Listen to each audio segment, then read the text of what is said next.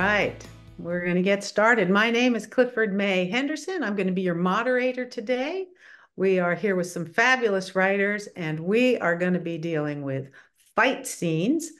I will ask that you put it in gallery mode so that you can see all of the authors. And we also have a chat room, which you're welcome to enter into. And there's also a question and answer area. So if you have questions that you want to put in, hopefully we'll have some room for those. But otherwise, welcome. We are so happy to have you here. And let's see, let me get my chat up. There we go. Great. So let me move this over. Thank you.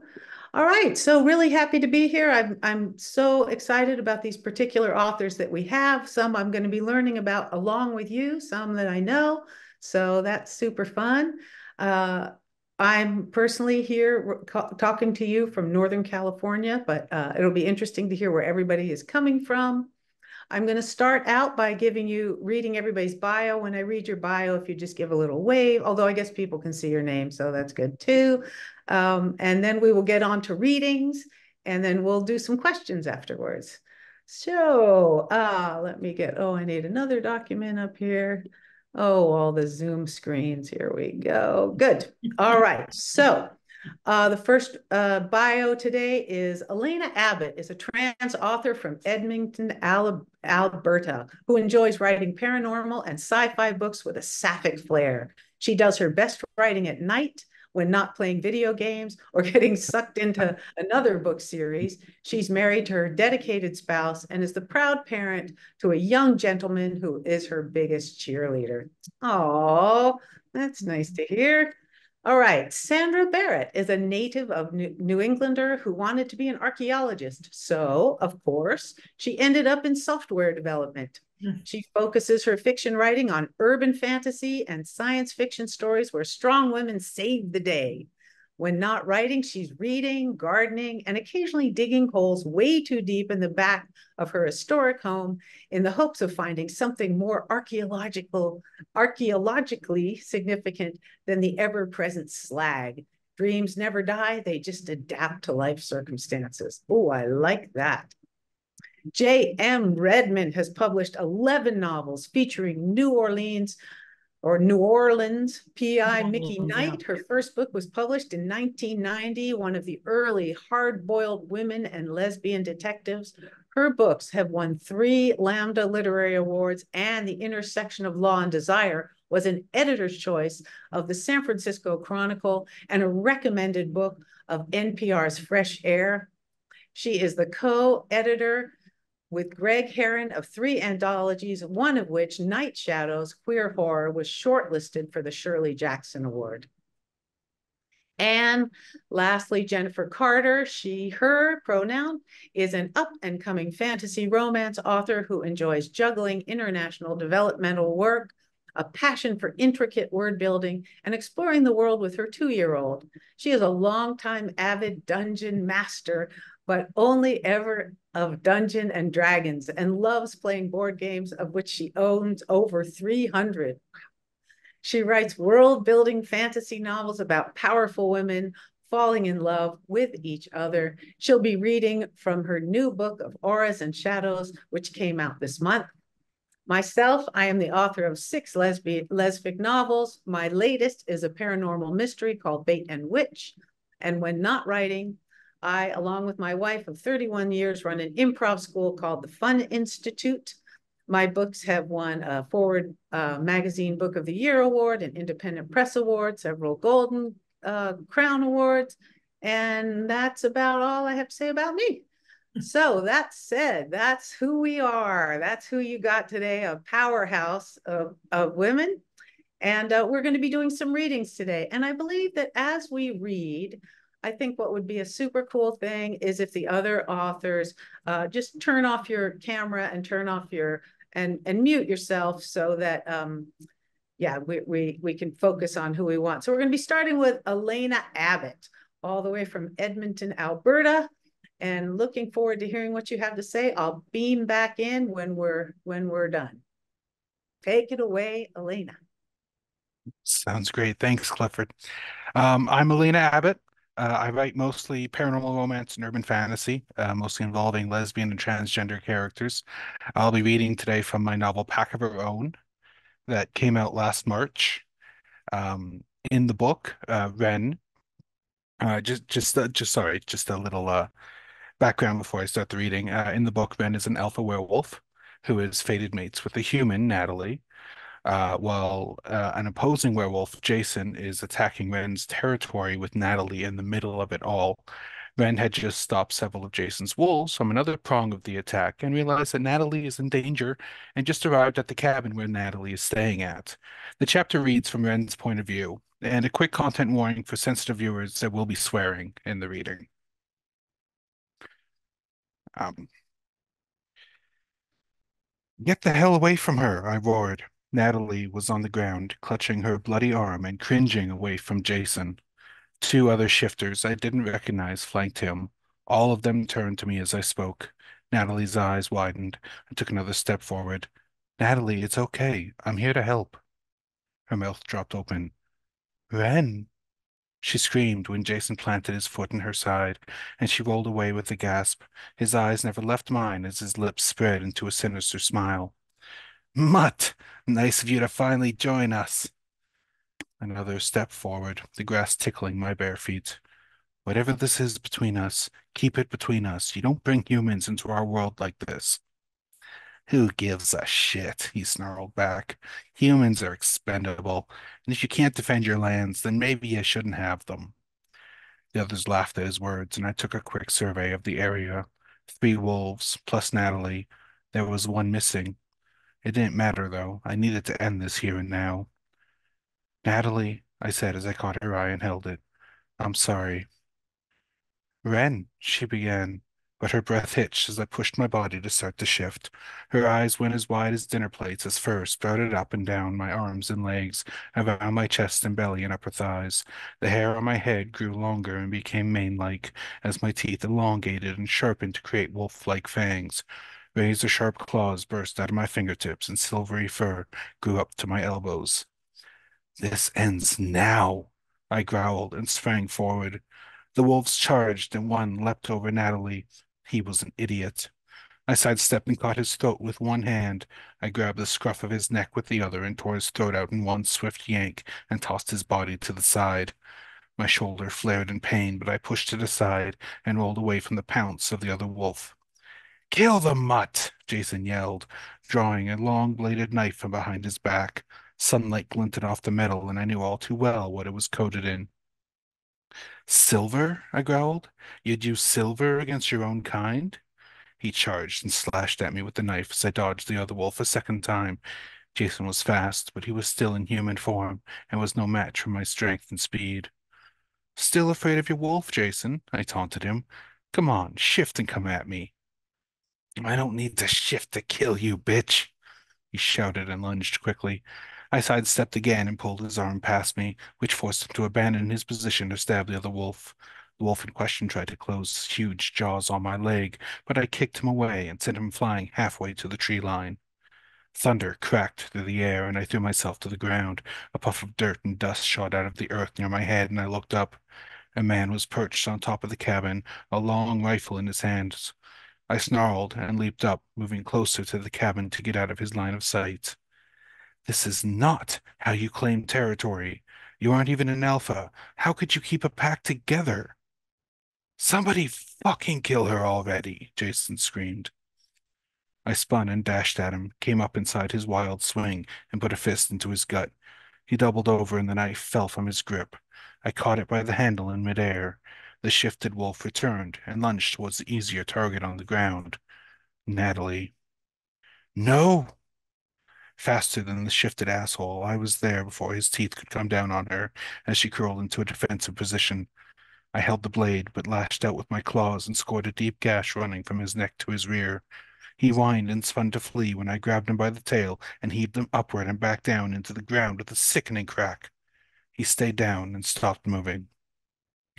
Jason backed away to the tree line, panic and rage written all over his face.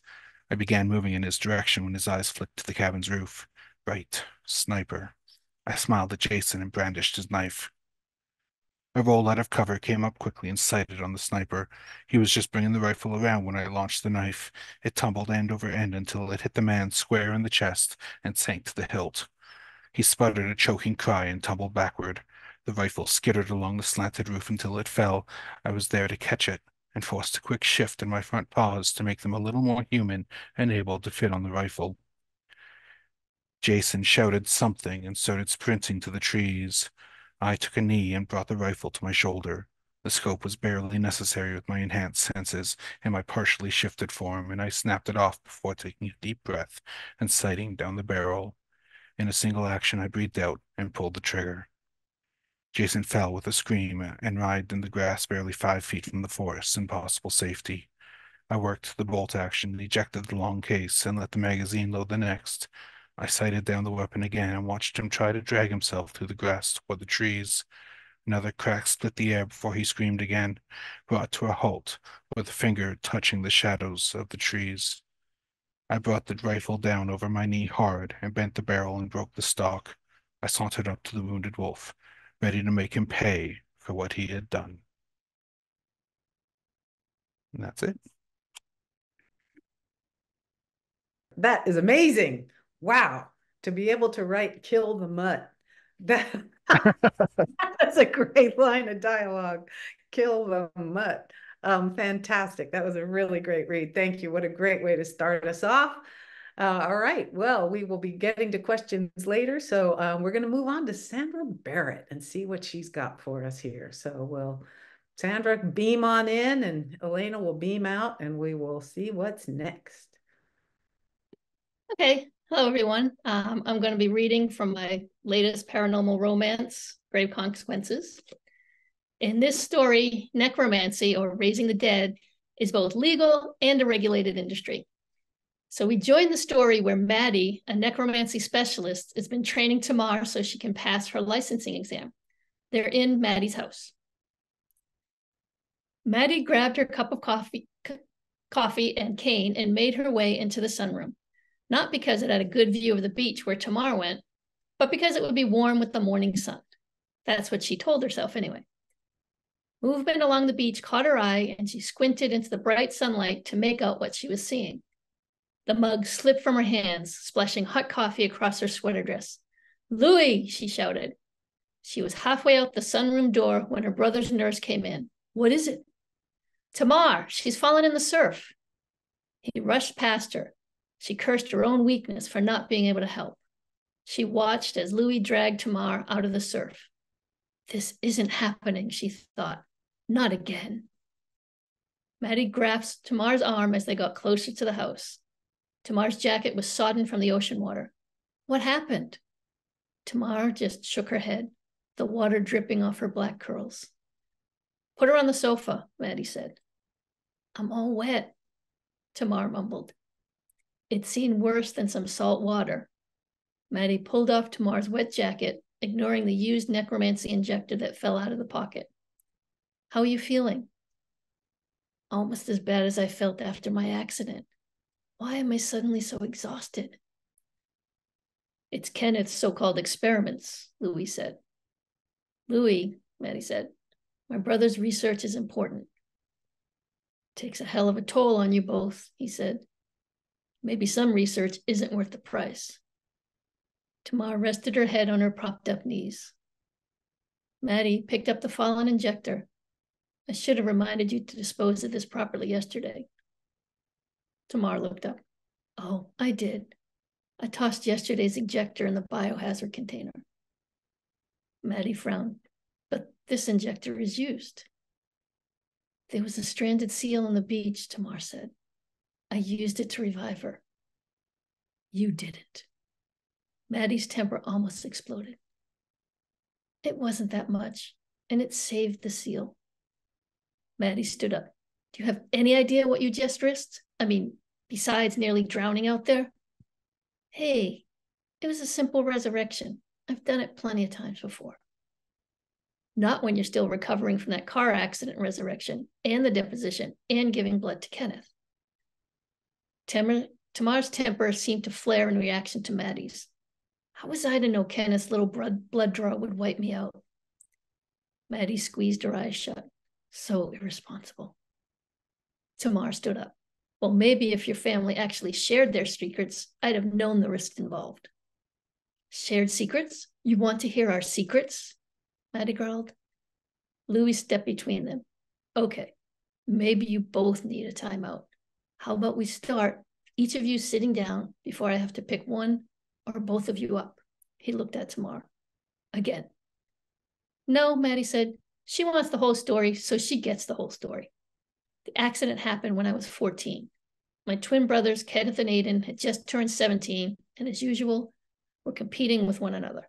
The tropical storm blew up the coast, and so Aiden taunted Kenneth into a surf competition. Tamar crossed her arms, but didn't interrupt, and Maddie continued. Didn't see the wave take out Aiden. I wasn't even paying attention. But I did eventually see them both collapsed in the surf. I ran outside. Oh yeah, I could run that back then. I could even surf. But I knew better than to get in the middle of the two of them. By the time I'd reached the shoreline, Aiden was dead. She sat back on the chair as the emotions of the event overcame her. Kenneth had already worked the resurrection, but it didn't seem to bring Aiden back. So like a fool, I did the same thing, adding my blood to his. Don't know what happened after that, since I blacked out. Tamar came and sat on the floor by her chair, one hand on Maddie's knee. I'm sorry. You don't have to tell me. Maddie wiped a tear from her cheek, her anger deflating. There's not much left to tell, really. Kenneth recovered, but the dual blood resurrection didn't work. Aiden healed, but he remains in a coma. She took a deep breath. The end result for me, you can see for yourself. I was too young to have been tested or trained, so I learned the hard way that I'm at best a weak resurrector. The extreme energy drain triggered a cascade of medical issues for me. I have chronic fatigue and rheumatoid arthritis that weakens my joints. I'm sorry, Tamar said again. Nothing to be sorry for. It happened. What's important is that it doesn't happen to you. Maddie felt the distance lingering between them, but didn't know how to dispel it after their fight. I'll call my brother later and see if he knows what happened. And that's it. Thank you.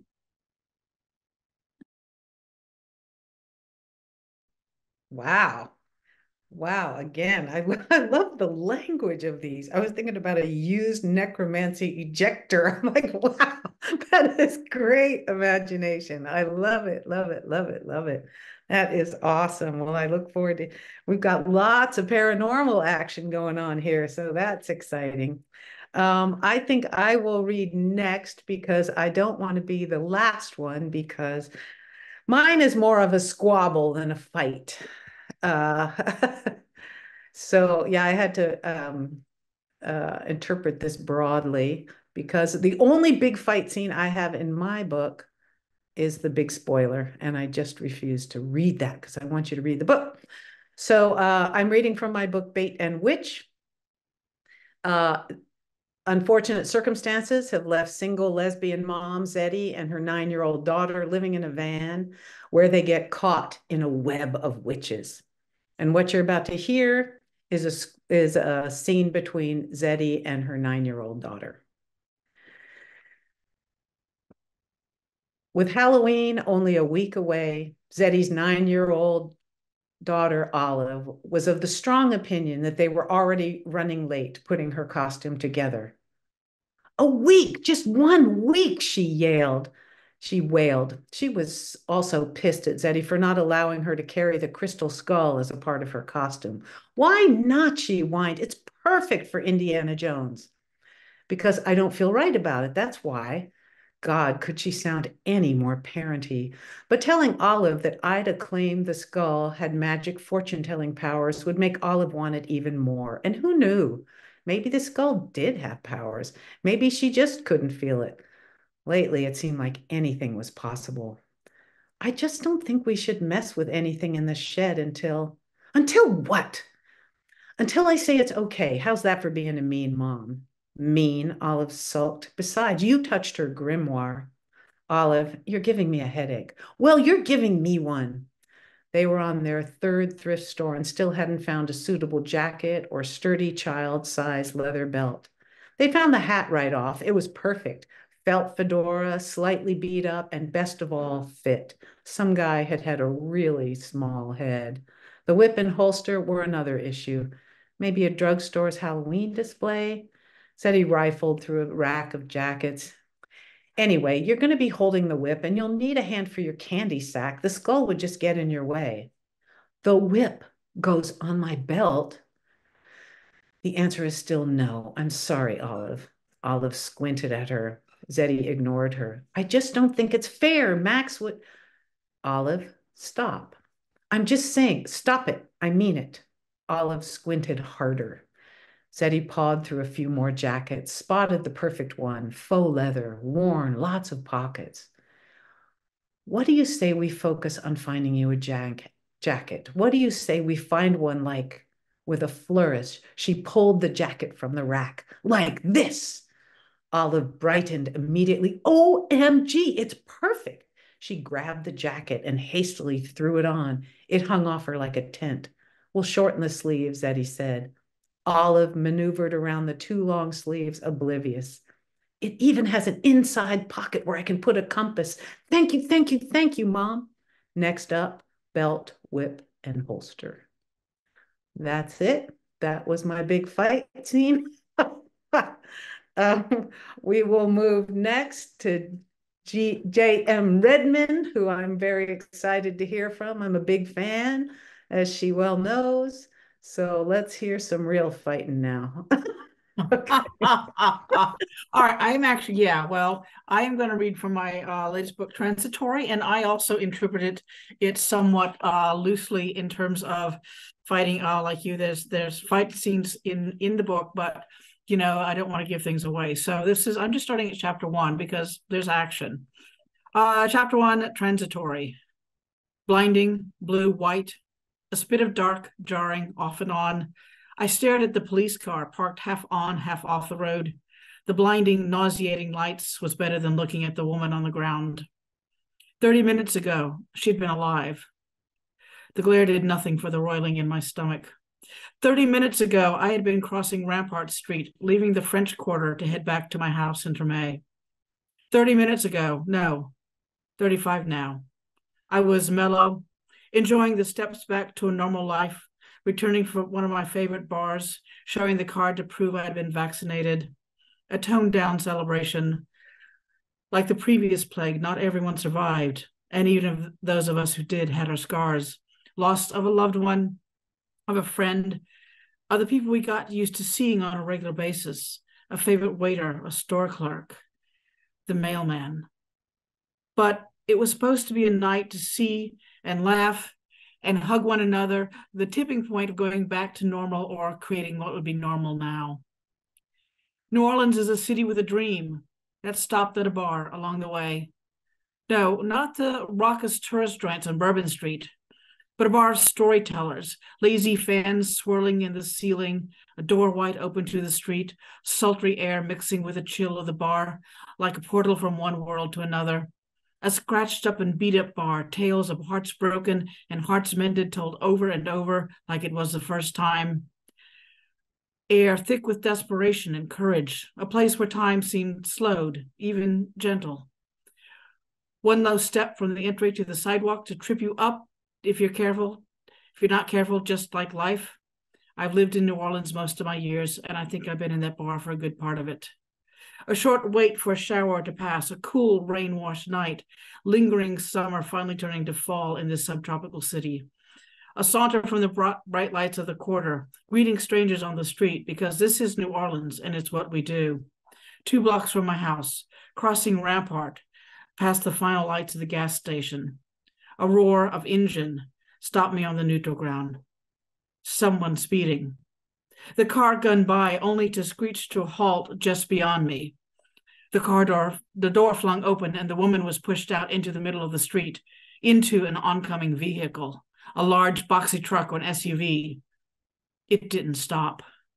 The first car sped away, the door hanging open. It tailed the SUV, at first as if trying to catch it, flying through the just red light at Esplanade.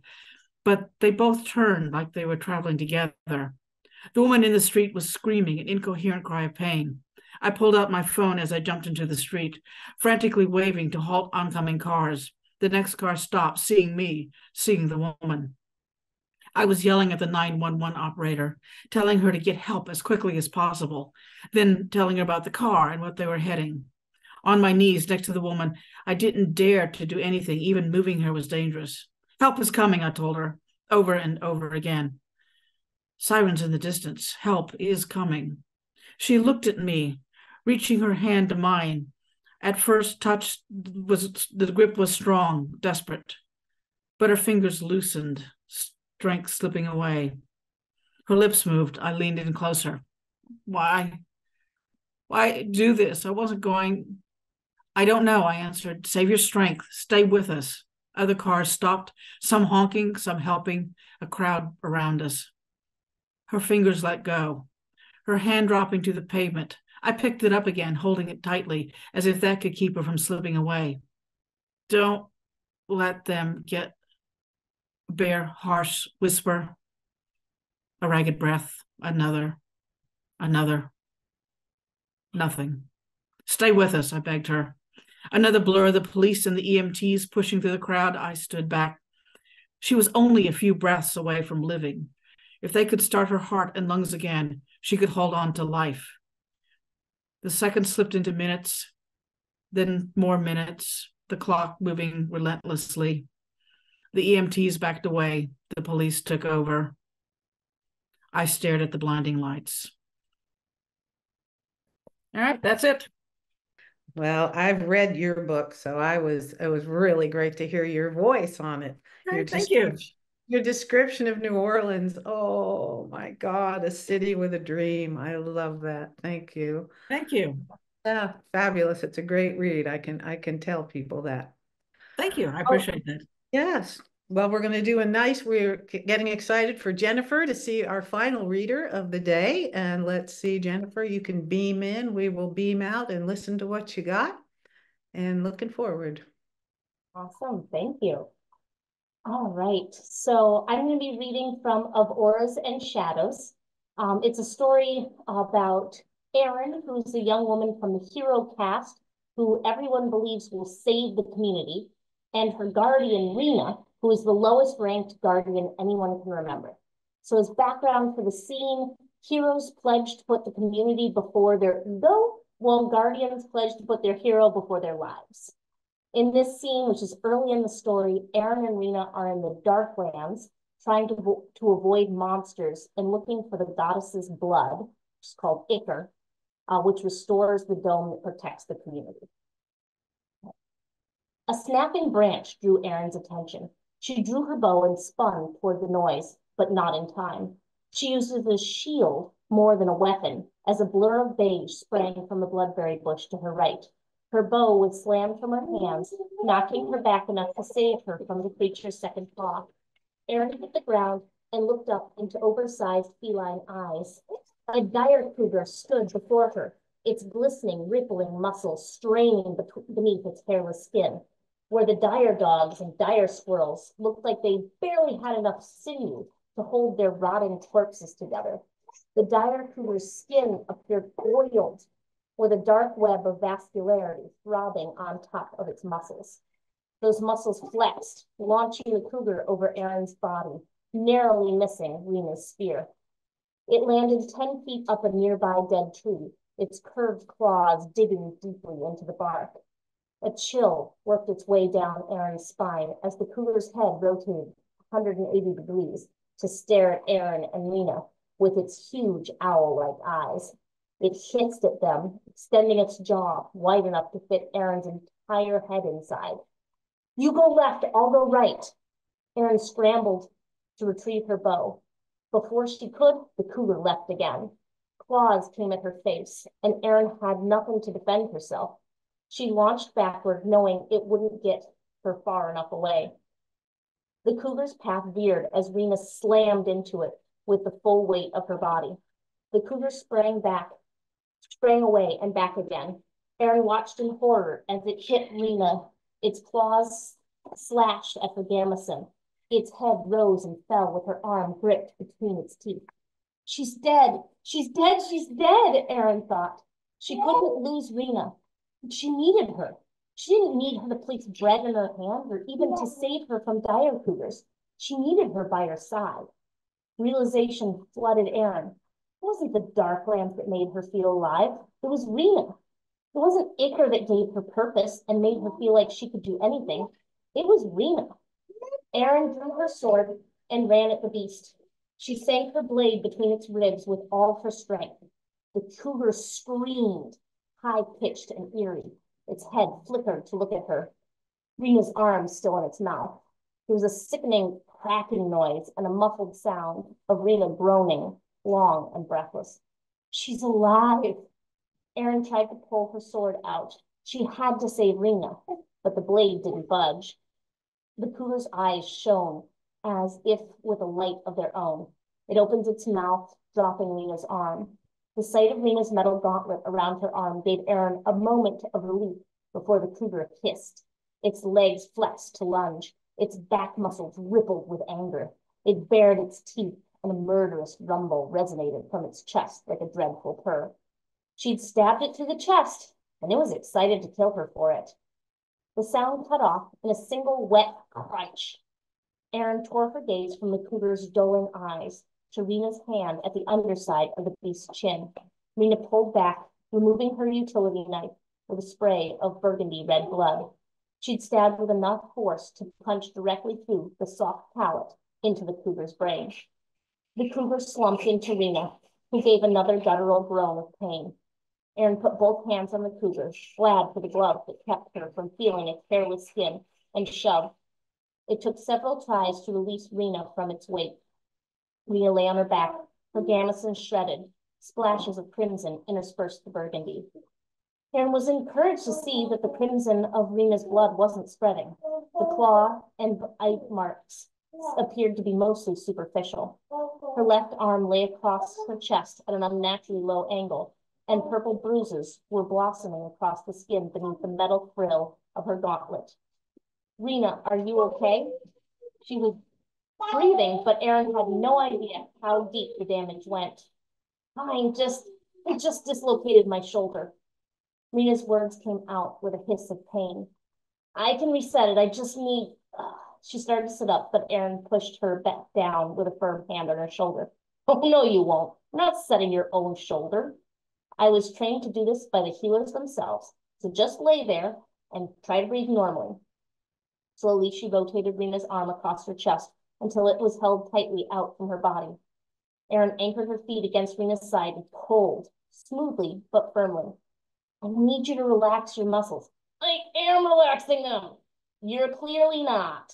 Erin pulled harder and was rewarded with another loud popping noise as the joint went back into socket. Rena's head sank to the ground with a whoosh of air slipping through her lips. You're not going to pass out on me, right? While Erin knew how to treat shock, they had a concerning habit of looking awfully like dying. She'd already thought she'd lost Rena once today. She didn't want to lose her again. That's my piece.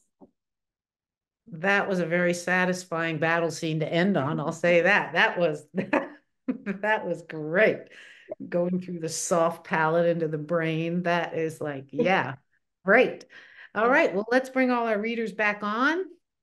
And we're gonna do a little chatting about what it takes to write a fight scene and what are the challenges and so forth and so on. Let's see. I guess I think I'll come to you first, Jennifer, since that last fight scene, since we just heard it. What do you feel like? What are the challenges of writing a fight scene like that? What would you say your challenges are? For me, I think one of the things is making it realistic. Like, I do a lot of kind of blocking it out. I'll kind of act things out, thinking about, well, okay, but where is her arm in this scene? And if her arm was doing this thing, now it can't be doing this other thing. So I think that there's a level of choreography that is, for me, what I have to spend kind of the most time thinking about. But then I think the other piece is making that then not just be choreography. You know, I'm not writing set instruction or, a play where I'm telling the actors what to do. I'm writing what's supposed to be an engaging story. So I think those are the two biggest challenges, having it be realistic choreography and then not having it read like choreography. Yeah, that makes a lot of sense. And, in some ways, for those people that write sex scenes, it's a similar sort of thing, is Totally. where are the body parts? What are they doing? Does it make sense? Is it possible? Right. So great. That was a great answer. Good. Okay. Ms. Redmann. When you're thinking about fight scenes, because you have such a badass protagonist, in what ways do you use narrative and what ways do you use dialogue? Like how are those two things? How do you kind of balance those two in a fight scene? Or it depends on the fight scene, of course. One of the lessons I have learned for the things that are so physical that no words can really capture them, like violence and sex, is that less is more. Is what does the reader really need to know? I don't think, at least in my opinion, I don't think they need to do a blow by blow everything, but it's like what I had to the element of the fight. It's where's the danger? What's happening that is causing causing your hero or heroine to have to fight, and how do you resolve it? What are the things again that the reader really needs to know? You just hit the highest of the points that really matter. I think you can start to get lost in the details. Again, sometimes when you're reading things, you realize that I don't need to know all of this. And that is one of the things that's slowing you down. And so with fights, and again, sex too, I try to say, okay, how do I tell this as completely as I can in as few words as possible? Yeah. Yeah. Boy, isn't that the truth? That is great advice for all of us, I think. Yeah. Good. All right, Elena. Okay. Well, here's a question for you. This could be asked for anybody but Jean, really. But how do you think that writing a paranormal fight scene is maybe what are the challenges of that as opposed to just a regular bar fight scene, say? Well, I think you have a lot more to take into account. Like you have to worry about. I mean, it depends on your um, paranormal creatures, which ones you're using at the time. It depends on the mythos that you have built. Like, what do these creatures have? Do they have greater strength? Do they have greater speed? And how you've kind of subverted other people's expectations by changing the way your vampires or your werewolves or your paranormal creatures would normally act. Um, Yeah, that it's makes sense. and trying to find a good balance between what people expect to see and then trying to kind of surprise them. And like Miss Redmond said, definitely not having too much information that it starts to get dull. Yeah. Yeah, and I can see that like in writing paranormal that you want enough human traits that it's relatable, but Yeah, at the same time give us this fantastic world that's exactly. yeah. Oh, that's really cool. All right. I haven't forgotten about you, Sandra, although you're at the bottom of isn't it funny where we all get placed in our little squares? Uh, Here's a question for you. Do you ever feel bad about torturing people you care about in your books? Do you ever have a moment of going, what am I doing to this person? Not really. I know that sounds heartless. But part of it is, as an author, you do to a greater or lesser extent have to make your character suffer. I mean, there's a certain amount of suffering that goes into good storytelling to keep people engaged and wanting to know, what happens next. So I think there's a line where, for me, where I want it. Sometimes the fight scenes happen to, a lot of time it's part of the character development. So this particular emphasis on, torturing this character has to be for a reason. So it has to be either she finds that inner strength to break out of the prison she's in or the chain she's in or something else, or it brings her down to that depth of, you know, she's sunk as far as she can sink, and then she grows after that. And sometimes these fight scenes, this pain you put them through, is part of that realizing you're at the bottom. Ah, well, you transitioned into my next question, which is great. You kind of answered it, which is great. What to fight, and then I'll open this up to anybody that wants to throw their hand up. But you kind of answered this, is like, what do fight scenes serve in a book? Like, what is their purpose a lot of the time? And if anybody wants to join in on that, because I had that same feeling that you put somebody through a tough thing so that they can rise up out of it and find their own strength or whatever. But are there other things that fight scenes get used for that you have a sense in your books? Anybody want to comment on that? No, I think you. Well, there you go. Yes, sure. Maybe they do. Well, I think you also like sex scenes. You know, what does it tell us about the character? If the scene doesn't do something for the characters and the plot that you're going, it doesn't belong in the book. You know, you can do it elsewhere. So I think fight scenes, how does your character fight? Do they want to fight? Do they not want to fight? Do they fight fair? How desperate are they?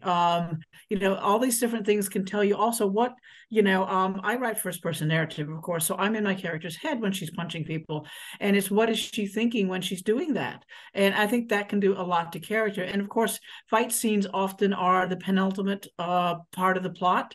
You have set up all these different things, and then you've got to have a resolution, and often the resolution, depending on the book, hopefully not in romances, but like in mysteries like mine, yes, oftentimes the fight scene is where the action takes you and resolves a lot of what's going on in the book. Yeah, nice. And Elena, you were going to say something, but I think that's absolutely true. Like, yeah, pretty much took the words right out of my mouth. Sorry. On that one. No, not at all. Yeah, but yeah, what does it show us about character? I think that's brilliant. Absolutely. Yeah. And it also, and I think plot-wise too, it's exciting, you know, it's exciting to read people getting into trouble. I think if a book that, I mean, I'm sure that, there's Waiting for Godot. There are things where nothing ever happens, and that's entertaining too. But generally, what we're looking for is some kind of a, you know, arc, exciting moments, and a fight scene can certainly, yeah, build the tension, build the suspense. Here's a question for all of you. And do you ever pull in a fight scene from real life? I mean, I guess we always pull from real life when we write, in a way, because unless we knew it, we couldn't write it. But are there specific moments when maybe something in your life that you were able to use that and translate it into your work? Anybody want to comment on that? Oh yeah, I always get into bar brawls to figure out how to write. No, kidding. Totally kidding. I was lucky enough when, you know, back when I was a young thing, in my 20s and 30s, I actually studied karate long enough to get a brown belt. And so I did learn a fair amount of fighting. Fun note is Alison Bechdel was in my class. So I can actually say I punched Alison Bechdel. So having that background really helped me. I do know what an elbow strike is. I do know what a hammer fist is. I do know some of these things, and my character as a private detective should know them.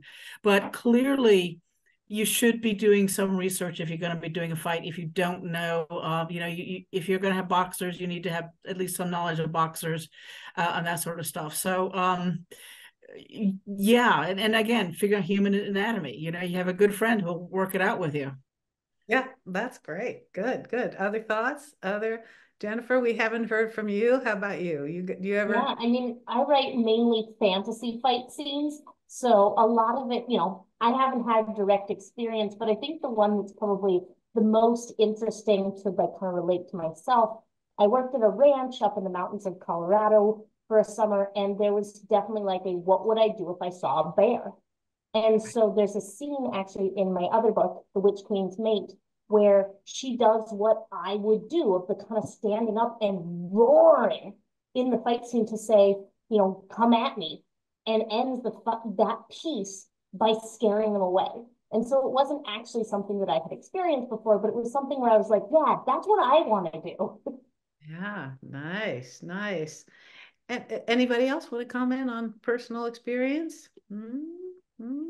Okay, because we're all pacifists, right? And that's what we do into our book, what we don't do in life, right? Of course, Yeah. of course. I had a friend who said, I'm not a fighter, I'm a door locker. And I was like, that's me. Yeah.